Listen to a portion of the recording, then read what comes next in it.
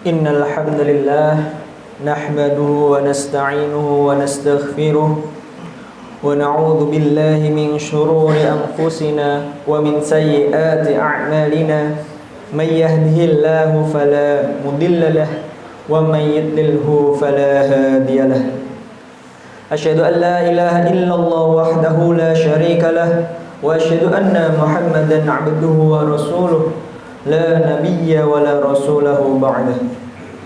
Qala Allah Ta'ala fi kitabihil karim ba'da a'udzu billahi minasy syaithanir rajim.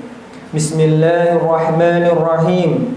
Ya ayyuhalladzina amanu taqullaha haqqa tuqatih wa la tamutunna illa wa antum muslimun. Wa qala aidan ya ayyuhalladzina amanu taqullaha wa qulu qawlan sadida yuslih lakum a'malakum wa yaghfir lakum dhunubakum wa man yuti'illaha wa rasulahu faqad faza fawzan 'azima. Hadirin jamaah Jumat rahimakumullah. Tak lupa senantiasa kita panjatkan rasa syukur kita kepada Allah Subhanahu wa taala yang telah memberikan berbagai macam nikmat yang tak dapat kita hitung satu persatu. Perlu kita sadari bahwa nikmat dari Allah bukan hanya dalam bentuk materi saja, tetapi nikmat kesehatan, nikmat kesempatan, dan tentunya nikmat yang utama adalah nikmat Islam dan iman, yang mana nikmat tersebut lebih berharga dari sekedar nikmat materi yang kita miliki. Salawat beriringkan salam senantiasa tercurah kepada Nabi Allah junjungan kita Nabi Muhammad sallallahu alaihi wasallam beserta keluarganya, para sahabatnya, dan para pengikutnya yang setia dalam menegakkan agama Islam. Dan semoga kita diakui sebagai umatnya di yaumil qiyamah kelak. Memulai kewajiban ibadah salat Jumat dan khutbah yang mulia ini, khatib berpesan kepada diri khatib pribadi dan juga pada para jamaah sekalian untuk senantiasa meningkatkan ketakwaan kepada Allah Subhanahu wa taala. Takwa dalam arti melaksanakan segala perintah-perintahnya dan menjauhi segala larangan-larangannya. Ma'asyiral muslimin hafizakumullah. Di zaman modern ini banyak manusia semakin menunjukkan gaya hidup hedon. Hedon atau hedonis adalah sebuah pandangan hidup yang menganggap bahwa seseorang akan bahagia jika dia mendapatkan sebanyak mungkin kebahagiaan, dan juga dia berusaha menjauhi segala hal yang membuatnya tidak nyaman. Hedonisme merupakan ajaran atau pandangan hidup yang menilai bahwa tujuan utama manusia adalah mengejar kenikmatan dan kebahagiaan semata. Pandangan ini menyebabkan banyak manusia berlomba-lomba mencari kebahagiaan dengan cara mengumpulkan harta sebanyak-banyaknya. Bahkan tidak jarang ada yang menempuh jalan apa saja demi mendapatkannya, tanpa peduli aturan agama maupun norma yang berlaku. Prinsipnya sederhana, halal haram tidak dipikirkan, yang penting harta melimpah dan bisa merasakan kesenangan. Kondisi ini semakin terlihat jelas ketika manusia lebih mementingkan kuantitas daripada kualitas harta yang telah diperoleh. Jumlah dianggap lebih penting daripada berkahnya. Padahal sebaik-baik rezeki adalah rezeki yang berkah. Berkah berarti rezeki yang meskipun sedikit tetapi membawa kebaikan, membawa ketenangan, memberikan manfaat, serta mendekatkan pemiliknya kepada Allah Subhanahu wa taala. Banyak orang memandang hidup dan rezeki hanya sebatas hitungan matematika, seperti 1 tambah 1 sama dengan 2. Padahal konsep rezeki adalah tidak dapat diukur hanya dengan logika manusia. Bisa saja 1 tambah 1 sama dengan 11, atau 1 tambah 1 sama dengan 0. Contohnya, banyak pengusaha yang bermodal besar tapi tidak mendapatkan untung besar dalam usahanya. Sementara banyak yang usahanya kecil tapi rezeki terus mengalir. Dan juga banyak kita lihat orang bekerja, pergi pagi pulang sore, memeras keringat, membanting tulang, sampai-sampai berani meninggalkan sholat dan ibadah wajib lainnya. Namun, kehidupan ekonominya hanya begitu-begitu saja. Sementara ada yang bekerja dengan biasa-biasa saja, bisa menjalankan ibadah dengan tenang, tetapi rezeki yang diperolehnya terus mengalir dan bahkan berlipat ganda. Ini menjadi renungan bagi kita bersama, bahwasanya Allah Ta'ala telah menentukan dan menakar rezeki kepada masing-masing hambanya. Rezeki manusia tak akan pernah tertukar dengan rezeki manusia yang lain. Hal terpenting dari kita adalah harus terus berusaha, bertawakal dengan baik seraya berdoa dan menyadari bahwasanya Allah Ta'ala yang telah membagi rezeki kepada setiap orang yang dikehendakinya. Allah Subhanahu wa taala berfirman dalam surah Al-Imran ayat 37, "Innallaha yarzuqu man yasha'u bighairi hisab." Sungguhnya Allah memberi rezeki kepada siapa saja yang dikehendakinya tanpa batas. Dan juga sebagaimana firman Allah Ta'ala dalam surat Hud ayat 6, "Wa ma min dabbatin fil ardi illa 'alallahi rizquha wa ya'lamu mustaqarraha wa mustawda'aha."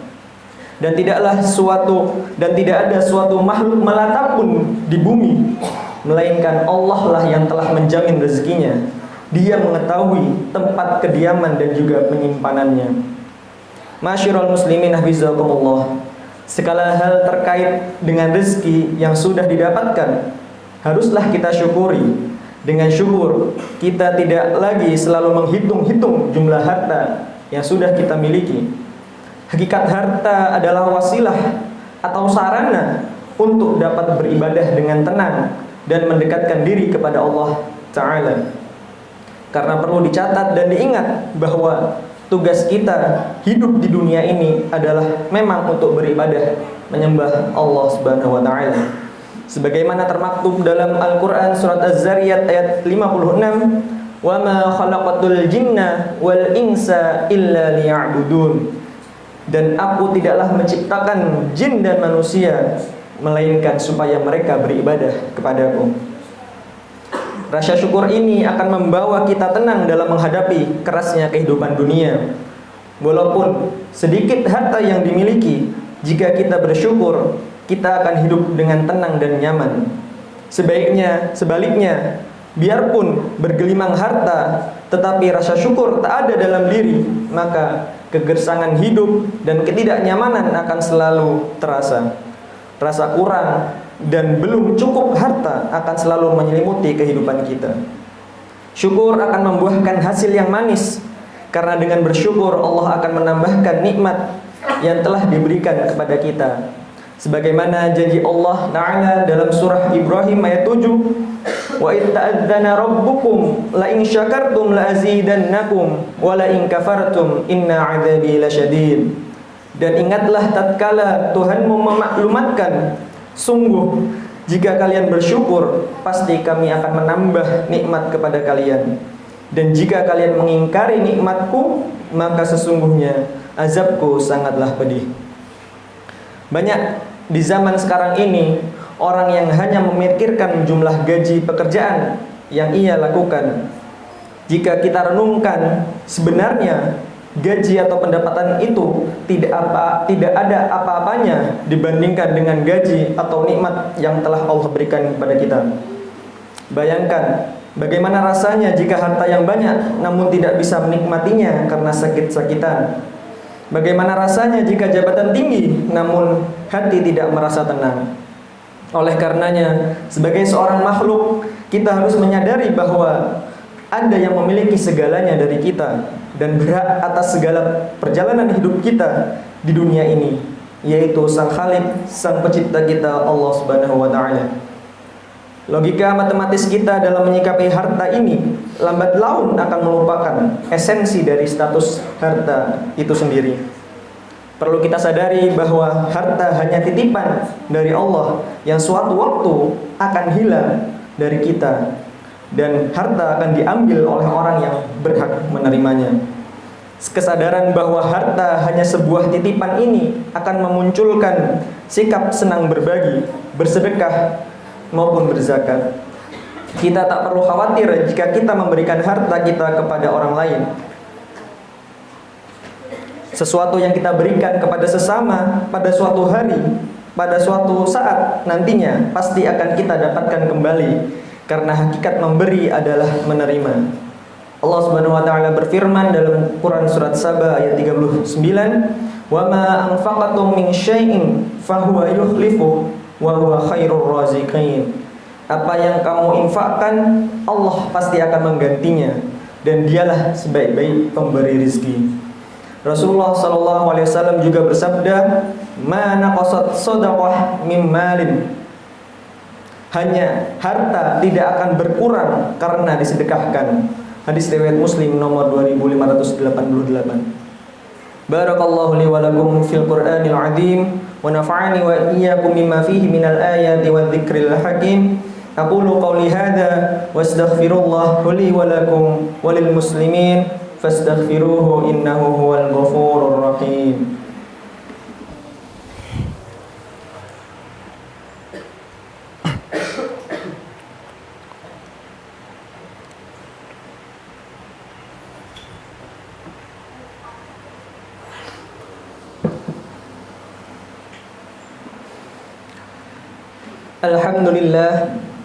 Alhamdulillahilladzi arsala rasulahu bil huda wa dinil haqq liyudhhirahu 'alad dini kullih wa kafaa billahi shahida.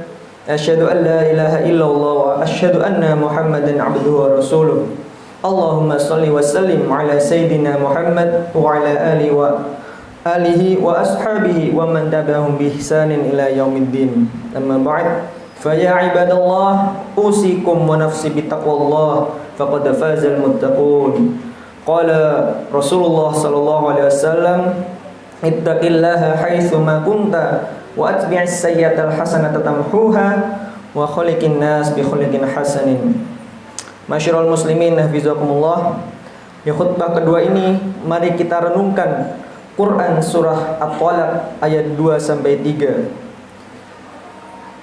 Wa yarzuqahu min haitsu la yahtasib wa man yatawakkal 'ala Allah fa huwa hasbuh. Barang siapa bertakwa kepada Allah, niscaya dia akan mengadakan baginya jalan keluar, dan juga Allah akan memberinya rezeki dari arah yang tiada disangka-sangka. Dan barang siapa bertawakal kepada Allah, niscaya Allah akan mencukupkan segala keperluannya. Ayat ini memberikan petunjuk kepada kita semua bahwa jika kita ingin hidup dalam ketenangan, maka hiduplah dalam ketakwaan dengan menjalankan segala perintah Allah dan menjauhi segala larangannya. Selain akan diberikan ketenangan, hidup dan jalan keluar dari segala permasalahan di dunia akan dapat dibantu selesaikan. Jika kita bertakwa, kita juga akan diberi rezeki dari arah yang tidak kita duga-duga. Jika kita betul-betul percaya, tawakal kepada Allah Subhanahu wa taala, sungguh Allah taala akan memberikan kita rezeki seperti burung yang pergi pada pagi hari dan pulang dalam keadaan kenyang pada sore hari. Yakinlah bahwasanya Allah Maha luas rahmatnya dan juga lagi Maha pengampun. Qala ta'ala innallaha wa malaikatahu yusholluna 'alan nabi ya ayyuhalladzina amanu shallu 'alaihi wa sallimu taslima. Allahumma shalli 'ala sayidina Muhammad sallallahu alaihi wasallam wa 'ala ali sayidina Muhammad wa 'ala al-anbiya'ika wa rasulika wa malaikatil muqarrabin wa radallahumma 'anil khulafa'ir rasyidin Abi Bakar wa Umar wa Utsman wa Ali wa 'an baqiyatil muslimina wattabi'ina at-tabi'ina lahum bi ihsanin ila yaumiddin. Allahumma ighfir lil mu'minina wal mu'minat wal muslimina wal muslimat al ahya'i minhum wal amwat. Allahumma a'izzal islam wal muslimin wa dhilla syirka wal musyrikin wa nasru ibadakal muwahhidiyah wansur man nasaraddin wa dukhul man khadalal muslimin wa dammir a'da'ad din وعلى كلمتك إلى يوم الدين.